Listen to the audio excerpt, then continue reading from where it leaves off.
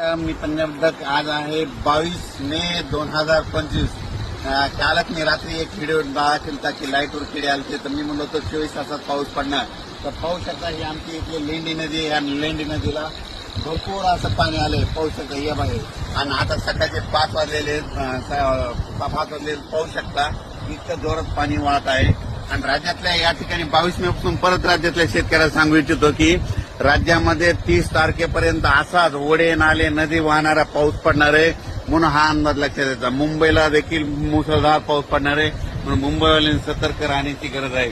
राज्यातल्या सर्व शेतकऱ्याला सांगू इच्छितो की राज्यामध्ये पूर्व विदर्भ, पश्चिम विदर्भ, दक्षिण महाराष्ट्र, उत्तर महाराष्ट्र, कोकणपट्टी, खानदेश, मराठवाडा 22 मे पासून तर 30 मे पर्यंत असा नदी ओढे नदी नाले वाहतील असा पाऊस पडणार आहे, म्हणून हा अंदाज लक्षात येतो. माझी सर्व शेतकऱ्याला विनंती की विजा कडकडत असताना झाडाखाली थांबू नका. त्याच्यानंतर विजा कडकडत असताना आपले पाळीव प्राणी झाडाखाली बांधू नका, कारण की झाडावर जास्त विजा पडतात, म्हणून हे अंदाज लक्षात येतात. नारळाच्या झाडावर देखील वीज पडते, म्हणून नारळाच्या झाडाखाली थांबू नका. मोबाईलचं नेट देखील बंद करा.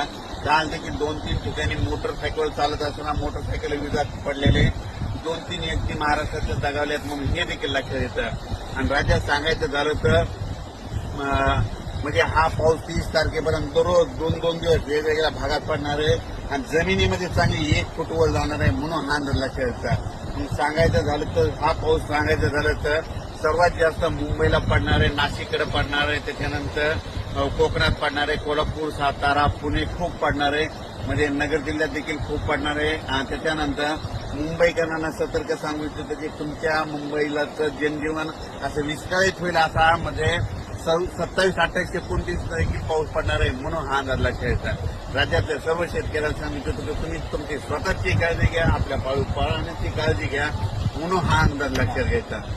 राज्यातल्या